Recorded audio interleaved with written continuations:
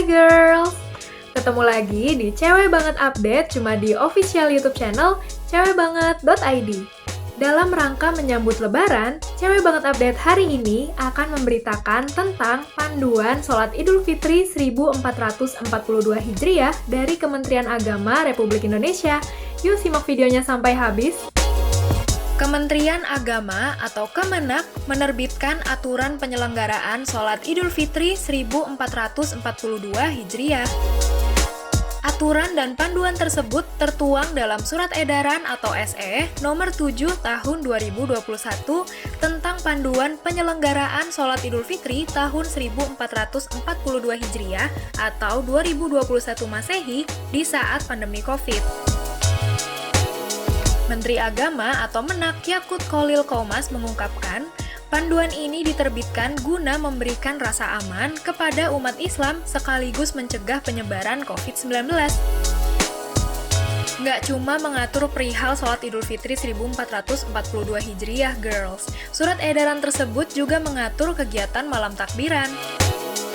Berikut ketentuan panduan penyelenggaraan sholat Idul Fitri 1442 Hijriah atau 2021 Masehi di saat pandemi Covid. Poin pertama, malam takbiran menyambut Hari Raya Idul Fitri dalam rangka mengagungkan asma Allah sesuai yang diperintahkan agama pada prinsipnya dapat dilaksanakan di semua masjid dan musola dengan ketentuan sebagai berikut. Dilaksanakan secara terbatas, maksimal 10% dari kapasitas masjid dan musola. Memperhatikan protokol kesehatan COVID-19 secara ketat, seperti pakai masker, menjaga jarak, dan menghindari kerumunan. Kegiatan takbir keliling ditiadakan untuk mengantisipasi keramaian.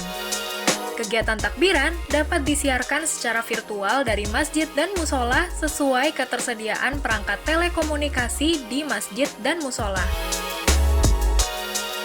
Panduan poin kedua tertulis, sholat Idul Fitri 1 Syawal 1442 Hijriah di daerah yang mengalami tingkat penyebaran COVID-19 tergolong tinggi atau zona merah dan zona oranye agar dilakukan di rumah masing-masing sejalan dengan fatwa Majelis Ulama Indonesia dan ormas-ormas Islam lainnya. Poin selanjutnya, sholat Idul Fitri dapat diadakan di masjid dan lapangan hanya di daerah yang dinyatakan aman dari COVID-19, yaitu zona hijau dan zona kuning, berdasarkan penetapan pihak berwenang. Poin keempat, berisi ketentuan standar protokol kesehatan COVID-19 untuk melaksanakan sholat Idul Fitri, yakni sholat Idul Fitri dilakukan sesuai rukun sholat dan khotbah Idul Fitri diikuti oleh seluruh jemaah yang hadir. Jemaah sholat Idul Fitri yang hadir nggak boleh melebihi 50% dari kapasitas tempat agar memungkinkan untuk jaga jarak antar shaf dan antar jemaah. Panitia sholat Idul Fitri dianjurkan menggunakan alat pengecek suhu dalam rangka memastikan kondisi sehat jemaah yang hadir. Bagi para lansia atau lanjut usia atau orang dalam kondisi kurang sehat, baru sembuh dari sakit atau dari perjalanan, disarankan enggak menghadiri sholat Idul Fitri di masjid dan lapangan ya. Seluruh jemaah agar tetap pakai masker selama pelaksanaan sholat Idul Fitri dan selama menyimak khotbah Idul Fitri di masjid dan lapangan. Khotbah Idul Fitri dilakukan secara singkat dengan tetap memenuhi rukun khotbah paling lama 20 menit. Mimbar yang digunakan saat menyelenggarakan sholat Idul Fitri di masjid dan lapangan agar dilengkapi pembatas transparan antara khatib dan jamaah.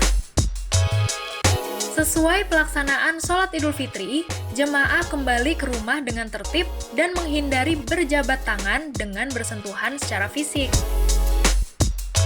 Poin yang kelima, panitia sholat Idul Fitri sebelum menggelar sholat Idul Fitri di masjid dan lapangan terbuka wajib berkoordinasi dengan pemerintah daerah atau Satgas Penanganan COVID-19 dan unsur keamanan setempat.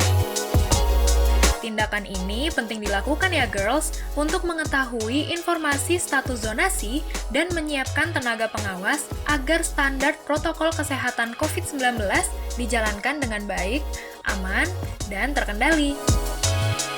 Poin keenam atau yang terakhir, silaturahmi dalam rangka Idul Fitri agar hanya dilakukan bersama keluarga terdekat dan enggak menggelar kegiatan open house atau halal bihalal di lingkungan kantor atau komunitas.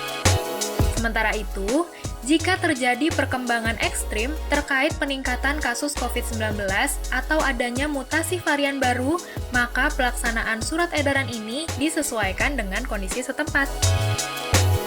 Terkait dengan diterbitkannya aturan ini, Menak Yakut mengimbau kepada seluruh jajaran Kemenak untuk menyebarluaskan informasi panduan pelaksanaan Sholat Idul Fitri 1442 Hijriah. Itu dia tadi panduan melaksanakan Sholat Idul Fitri 1442 Hijriah dari Kementerian Agama Republik Indonesia.